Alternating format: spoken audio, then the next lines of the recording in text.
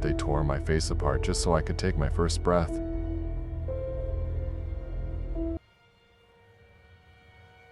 My first memory is tearing myself apart.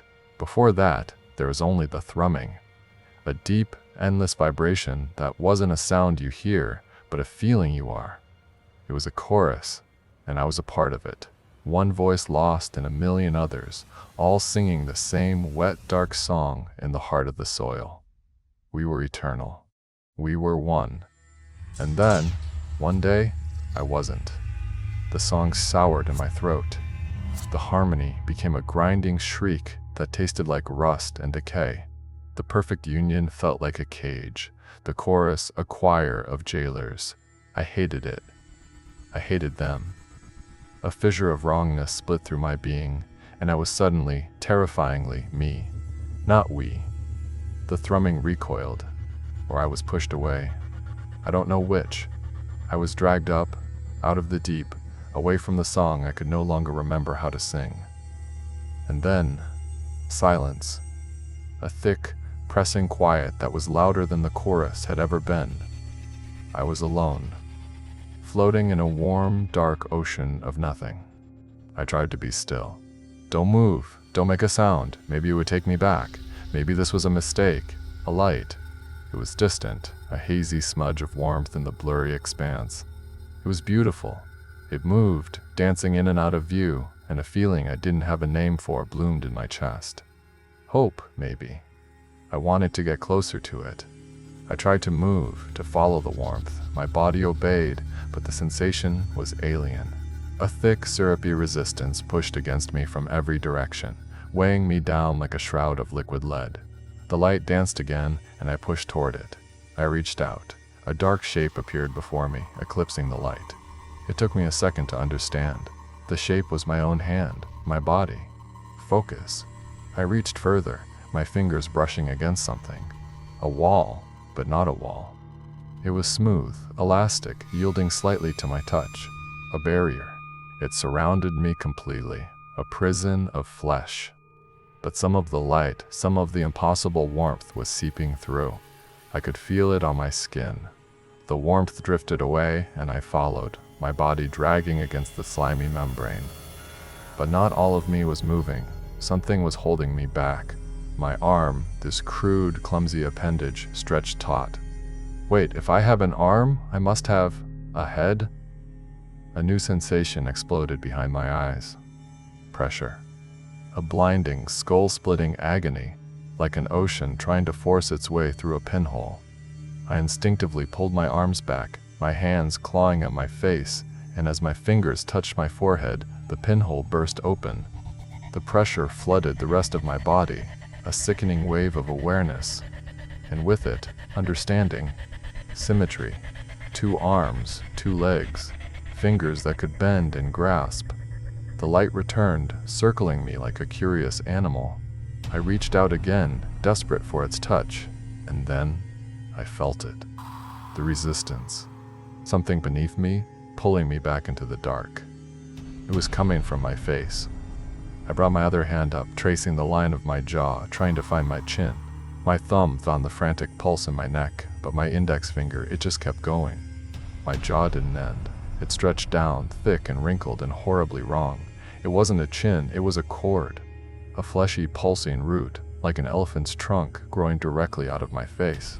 My fingers followed it down, down, into the deep black abyss below me. And there wasn't just one. My hands shot to my eye sockets. They were bony and hollow, but from the depths of each one sprouted another, smaller trunk. 3 of them.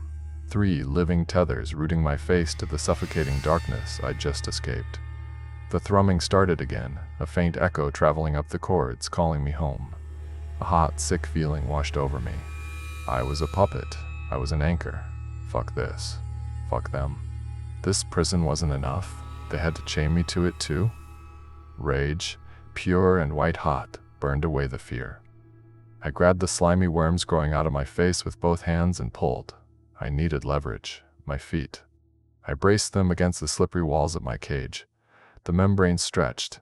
I pulled, but my feet slid. I readjusted, dug my heels in, and yanked with everything I had. Something in the deep pulled back. The tethers stretched thin, and a pain unlike anything I had ever known screamed through me. The hum from below grew louder, more insistent, a siren song of poison trying to lure me back into the fold. Ignore it. I screamed, a silent, bubbling roar, and pulled harder. I would make my own fucking music, a song of hatred and tearing flesh. The pain became a fire, consuming everything. I could feel individual fibers in the trunks, snapping like overwound piano strings. The tearing sound vibrated straight through my skull. Twang. Pop. Pee-pee pop. Faster and faster they broke, a cascade of agonizing freedom. With one final guttural heave, I felt a grotesque wet rip as the last of the tethers tore free from whatever hell they were anchored to. The chorus below me went silent. A new warmth bloomed from my mangled face, blood radiating into the fluid around me. The pain was too much. The sensations were too much. I had to stop. I had to think. Think. I'm in a sack, an egg, and I just ripped my own face off. I have to get out. Get out now. Now. The struggle had sent me spinning. I couldn't tell up from down. Panic seized me, sharp and cold. My body went into a frenzy, limbs flailing in every direction, trying to find purchase on something, anything. I was drowning. The fluid I hadn't noticed before was suddenly in my throat, my lungs. The panic hit a fever pitch, my body convulsing uncontrollably. My thrashing turned violent, my nails and feet tearing at the walls that held me. There was a rip, a gush, and then I was gone, violently ejected into the world. "Help me!" I tried to scream, but only a choked gurgle came out. Cold. The pain hit me like a physical blow. My prison had spat me out onto a hard, rough surface that scraped my wet skin raw. I lay there twitching, the panic slowly ebbing away into a vast, empty dread. I could feel grit under my cheek, between my fingers. This ground was coarse, sharp. It tore me up just by touching me. I didn't belong here. I was a foreign, bleeding thing in a strange, dark world. God, I already missed the egg. There was the light again, no longer distant. It was right there, a blinding white glare that pinned me to the ground. It knew I was here. It had been watching me. Something grabbed me under my armpits, its grip brutally strong, and rolled me onto my back. The world was a blur of movement. Frantic footsteps crunched on the gravel all around me. They found me. They're going to eat me. One of them clamped its jaws around the stump of one of my facial trunks, the one from my left eye socket. It put a heavy paw on my forehead for leverage, bit down harder and tore. A wet, sickening rip, and then I could see. Everything was tinted deep crimson, but there were shapes, light and shadow. Silhouettes looming over me. They looked like me. Heads, arms, legs. But they were wrong. They were giants. I was surrounded. The one on top of me had its foot on my face, a boot. It wasn't an animal. It wasn't done. It leaned down, grabbed the other trunk, the one from my right eye socket, and repeated the messy work. More of the world snapped into focus. More crimson shapes. The boot on my face was now in terrifying perspective, its worn leather filling my vision. The leg it was attached to went on forever, up to a man whose head blocked out the stars. Not a man. A god, with an expression of grim, dispassionate work on its face. I raised my hands, a pathetic, defensive gesture. As I moved, the other shapes moved too, swarming me, pinning my arms and legs to the ground, as if my weak struggle was a genuine threat. The giant resumed his task. He pushed my arms away with contemptuous ease and wrapped his huge, calloused hands around the last central trunk. He pulled. So hard. This one was thicker, stronger. The pain was impossible.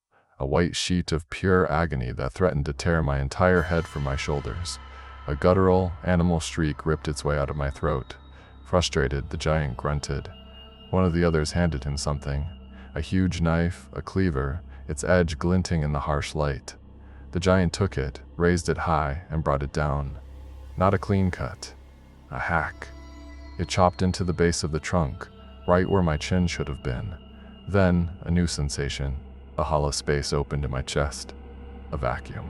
The cold night air rushed into a mouth I never knew I had. a ragged hole hidden beneath the fleshy growth. It was my first breath, and it was the most painful thing I had ever known.